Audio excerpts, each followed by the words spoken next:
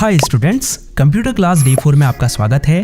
Computer training course की इस video class में हम आपको कंप्यूटर कीबोर्ड की कंप्लीट नॉलेज देंगे, जिसमें हम आपको कीबोर्ड की सभी कीज और उनका क्या यूज़ है या कीबोर्ड का यूज़ कैसे करते हैं, इसकी प्रैक्टिकल नॉलेज आपको इस वीडियो में देने वाले हैं। तो चलिए आपके कीमती समय को बचाते हुए सीधे सीखना शुरू करते हैं। वीडियो में आगे बढ़ने से पहले इजी टेक क्लास को सब्सक्राइब करने के लिए आप सभी का बहुत बहुत धन्यवाद। आप लोगों के बेहतरीन सपोर्ट से हमने चंद दिनों में 150 सब्सक्राइबर्स कंप्लीट कर लिए हैं और हम जल्द ही 1000 का आंकड़ा भी पार कर जाएंगे। So again thank you so much for your incredible support. तो चलिए अब मेन मुद्दे पर आते हैं। देखिए, जब आप MS Word, Excel, PowerPoint और इवन नोटपैड में भी अगर काम करते हैं तो आपको कीबोर्ड का अच्छे से यूज़ करना आना चाहिए। और जब तक आपको नहीं पता होगा कि कौन सी कीबोर्ड की किस लिए यूज़ होती है तो टाइपिंग के समय आपको घबराहट होना बिल्कुल लाजमी है। इसीलिए ये इम्पॉर्टेंट है कि आप पहले कीबोर्ड का यूज़ करना सीखें, क्योंकि आगे आने वाली क्लासेस में जब हम आपको फाइल्स या डॉक्यूमेंट क्रिएट, सेव और एडिट करना सिखाएंगे तो वहाँ पर आपको कीबोर्ड का ज़्यादा यूज़ करना पड़ेगा। तो इसीलिए इस वीडियो को बिल्कुल स्किप मत कीजिए और अंत तक ध्यान से देखिए। अगर आप वीडियो को अच्छे से देखेंगे तो मुझे नहीं लगता कि फिर आपको इन फ्यूचर कीबोर्ड यूज़ करने में कोई दिक्कत होने वाली है। तो ये एक QWERTY लेआउट का कीबोर्ड है। वैसे तो कीबोर्ड कई डिफरेंट लेआउट्स में आते हैं, जैसे QWERTZ एक है, AZERTY एक है, DWORD एक है, ऐसे ही कई और कीबोर्ड लेआउट्स भी हैं। लेकिन इंडिया में मोस्टली आपको QWERTY लेआउट के कीबोर्ड ही मिलेंगे। कैसे पता करेंगे कौन सा कीबोर्ड लेआउट है? तो अगर इसके पहले 6 अल्फ़ाबेट कीज़ को देखें तो वो कुछ इस तरह से है, QWERTY। तो इन वर्ड्स को अगर मिला दें तो बनेगा QWERTY। ऐसे ही हर कीबोर्ड लेआउट का पता आप कर सकते हैं उसके पहले कुछ अल्फ़ाबेट कीज़ को देखकर। तो इस कीबोर्ड में सबसे ऊपर ये कुछ एक्स्ट्रा शॉर्टकट कीज़ है। हालांकि हर कीबोर्ड में ये कीज़ हो ज़रूरी नहीं। जैसे इसमें होम में जाने के लिए है, ये मेल ओपन करने के लिए है, ये वीडियो को पॉज और प्ले करने के लिए है। ऐसे ही इस लाइन में अदर कीज़ है। ये भी हो सकता है आपके कीबोर्ड में ये एक्स्ट्रा शॉर्टकट कीज़ हो ही ना, लेकिन अगर होंगी तो आप उनके साथ में बने साइन को देखकर ये पता लगा सकते हैं कि ये कीज़ किस बारे में है। जैसे इसमें स्पीकर और प्लस का साइन है, इसका मतलब ये वॉल्यूम बढ़ाने के लिए यूज़ होता है। इसमें स्पीकर और माइनस का साइन है तो ये वॉल्यूम को कम करने के लिए यूज़ होता है। ऐसे ही अदर कीज़ के साइन को देखकर आप जान सकते हैं कि उसका क्या यूज़ है। अब इससे नीचे की लाइन में सबसे लेफ्ट कॉर्नर में ये एस्केप की है, जिसके कई यूज़ है, जैसे किसी प्रोसेस को स्टॉप या कैंसिल करने के लिए, फुल स्क्रीन को एग्जिट करने के लिए, या पॉपअप मेन्यू और डायलॉग बॉक्स को क्लोज करने के लिए इसका यूज़ होता है। उसके बाद ये फंक्शन कीज़ है, F1 से F12 तक। इन सभी कीज़ का अपना अलग अलग फंक्शन होता है। फॉर एग्जांपल, आपने कोई प्रोग्राम ओपन किया हुआ है, लेट्स से गूगल क्रोम। अगर आप F1 प्रेस करेंगे तो उसकी हेल्प और सपोर्ट विंडो ओपन हो जाएगी। ऐसे ही कोई भी प्रोग्राम आपने ओपन किया हो, उसके हेल्प सेक्शन को ओपन करने के लिए आप F1 की का यूज़ कर सकते हैं। फिर F2 है, अगर आपको किसी फाइल, फोल्डर या डेस्कटॉप आइकन का नेम चेंज करना है तो आप माउस कर्सर को उस आइटम के ऊपर ले जाकर F2 प्रेस कीजिए। F3 को दबाकर आप करंटली ओपन प्रोग्राम में सर्च फीचर को एक्टिव कर सकते हैं, जिसकी मदद से फिर आप फाइल्स, फोल्डर या फिर एक डॉक्यूमेंट और वेब पेज में किसी स्पेसिफिक वर्ड को ढूंढ सकते हैं। F4 की का यूज़ एक प्रोग्राम से दूसरे प्रोग्राम में डिफरेंट हो सकता है। फॉर एग्जाम्पल, एक्सेल में F4 की को प्रेस करके आप अपने लास्ट एक्शन को जितनी बार चाहे उतनी बार रिपीट कर सकते हैं। इसके अलावा इसका उपयोग दूसरी कीज़ के साथ में भी किया जा सकता है, जैसे Alt + F4 को दबाकर आप करंटली ओपन विंडो को क्लोज कर सकते हैं। फिर है F5, जिसका यूज़ भी अलग अलग प्रोग्राम में डिफरेंट हो सकता है। फॉर एग्जाम्पल, किसी ब्राउज़र में एक वेब पेज को रीलोड या रिफ्रेश करने के लिए आप F5 की प्रेस कर सकते हैं। ऐसे ही MS वर्ड में इससे find and replace window open कर सकते हैं। कहने का मतलब है जिस भी प्रोग्राम को आपने ओपन किया होगा उसके हिसाब से इसका फंक्शन चेंज हो सकता है। फिर है F6, अगर आपने कोई इंटरनेट ब्राउज़र ओपन किया होगा, जैसे ही आप F6 प्रेस करेंगे तो एड्रेस बार में जो भी URL होगा वो सेलेक्ट हो जाएगा, जिसे फिर आप कॉपी कट कर सकते हैं या एड्रेस बार में कुछ और टाइप करके सर्च भी कर सकते हैं। फिर है F7 की, अगर आपने MS Word, Excel, PowerPoint इन प्रोग्राम को ओपन किया होगा तो F7 की प्रेस करके आप स्पेलिंग और ग्रामर चेक करने वाले डायलॉग बॉक्स को ओपन कर सकते हैं। फिर है F8, अगर आपका कंप्यूटर टर्न ऑन हो रहा है और उस समय अगर आप F8 की को बार बार दबाते हैं तो आप बूट मेन्यू को इससे ओपन कर सकते हैं। F9 का यूज़ बेसिकली आउटलुक में ईमेल को सेंड करने के लिए किया जाता है। फिर है F10, इस की का अलग अलग प्रोग्राम में डिफरेंट फंक्शन हो सकता है। फॉर एग्जांपल, अगर किसी ब्राउज़र को आपने ओपन किया है और आप F10 की प्रेस करते हैं तो उसका जो 3 डॉट आइकन होता है, जिसे मेन्यू बार भी कहते हैं, वो सेलेक्ट हो जाता है। फिर आप एंटर दबाकर उसे ओपन कर सकते हैं। अगर F11 को आप प्रेस करते हैं तो आप ब्राउज़र में फुल स्क्रीन को एक्टिव कर सकते हैं।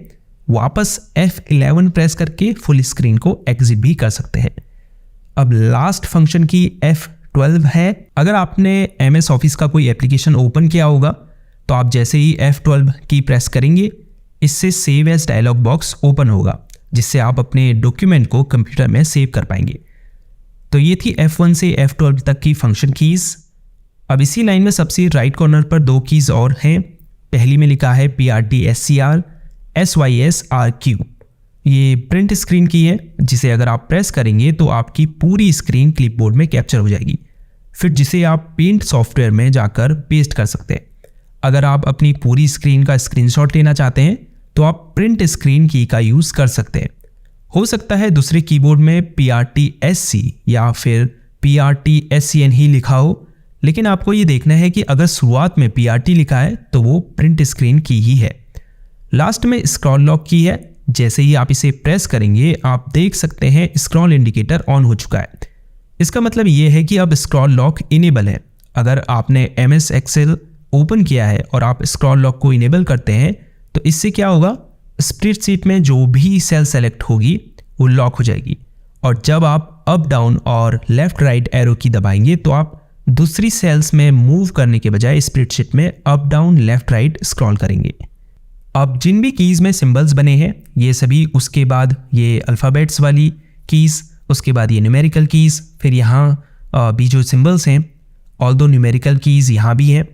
तो ये जो सब कीज़ हैं, सिंबल्स, अल्फ़ाबेट्स और नंबर्स वाली, इन्हें हम टाइपिंग कीज़ कहते हैं, क्योंकि ये टाइपिंग में यूज़ की जाती है। अभी आगे बताऊँगा कैसे इनको यूज़ करना है। उसके बाद आ जाते हैं बैक स्पेस की पर। ये जो लेफ़्ट एरो है ये बैक स्पेस की का सिंबल है। जब आप इसे प्रेस करेंगे तो जिस भी वर्ड के आगे आपने माउस कर्सर को रखा होगा उसका एक कैरेक्टर डिलीट हो जाएगा। अगर आपने डॉक्यूमेंट में एक से ज़्यादा कैरेक्टर को डिलीट करना है तो बैक स्पेस की को वहाँ तक दबाए रखें जहाँ तक डिलीट करना है आपको। इसके नीचे एंटर की है। अगर आप किसी डॉक्यूमेंट में हैं या टेक्स्ट एडिटर में हैं तो एंटर की दबाकर आप पैराग्राफ की नेक्स्ट लाइन में मूव कर सकते हैं। इसके अलावा ओके बटन के रूप में भी आप इसका यूज़ कर सकते हैं। उसके अलावा ये शिफ्ट, कंट्रोल, ऑल्ट इस तरफ भी हैं, कंट्रोल शिफ्ट ऑल्ट। इन्हें मॉडिफायर कीज़ कहा जाता है।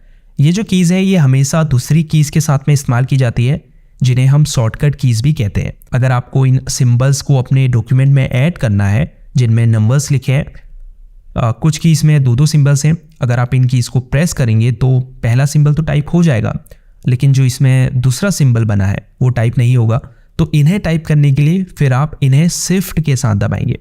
ऐसे ही अगर ऑल्ट की और F4 की को साथ में दबाएं तो आप करेंटली ओपन विंडो को क्लोज कर पाएंगे। तो ये जो 3 कीज़ हैं, ऑल्ट, कंट्रोल और शिफ्ट, ये हमेशा दूसरी कीज़ के साथ में कॉम्बिनेशन के रूप में यूज़ की जाती हैं। अब ये जो की है जिसमें छोटा सा माउस कर्सर बना हुआ है, इसे आप राइट क्लिक की जगह यूज़ कर सकते हैं। जैसे जब आप राइट क्लिक करते हैं किसी फाइल, फोल्डर, प्रोग्राम या लिंक के ऊपर तो एक पॉपअप मेन्यू ओपन होता है, वैसे ही जब आप इसे प्रेस करेंगे तो एक पॉपअप मेन्यू ओपन होगा। अब लेफ्ट कॉर्नर में कुछ इंपॉर्टेंट कीज़ हैं, जैसे कैप्स लॉक।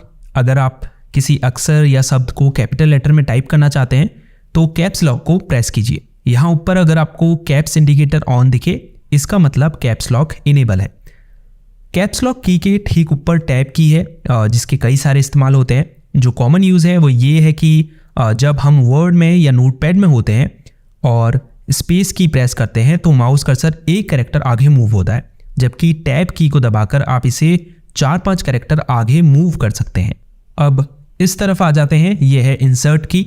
अगर आप किसी वर्ड प्रोसेसिंग सॉफ्टवेयर में, फॉर एग्जांपल MS वर्ड में या वर्ड पैड में, माउस कर्सर को किसी वर्ड के ठीक पहले रखें और फिर इंसर्ट की दबाएं और कुछ टाइप करें तो होगा ये कि जैसे ही आप कैरेक्टर टाइप करना शुरू करेंगे, ये पहले लिखे वर्ड को डिलीट कर देगा और इसे नए टाइप किए गए वर्ड में बदल देगा, जिसे हम ओवरराइट करना भी कहते हैं। इसके नीचे होम बटन है। अगर आपने माउस कर्सर को किसी पैराग्राफ लाइन के बीच में या लास्ट में या स्टार्टिंग में छोड़कर कहीं भी रखा है, अगर आप होम की दबाएंगे तो कर्सर लाइन की शुरुआत में आ जाएगा। इसके अलावा अगर आप किसी वेब पेज के एंड में होंगे तो आप होम की दबाकर वेब पेज में टॉप पर आ जाएंगे। फिर ये डिलीट की है, जिससे आप सिलेक्टेड फाइल या फोल्डर को डिलीट कर सकते हैं या किसी सिलेक्टेड टेक्स्ट या पैराग्राफ को भी डिलीट कर सकते हैं। इसके अलावा अगर आप किसी वर्ड के पहले कर्सर को रखकर डिलीट की दबाएंगे तो वह वर्ड डिलीट हो जाएगा। फिर ये एंड की है, जिसे दबाकर आप किसी पैराग्राफ लाइन के एंड में कर्सर को ला पाएंगे। इसके अलावा एक वेब पेज के बॉटम में मूव करने के लिए भी आप एंड की का यूज़ कर सकते हैं।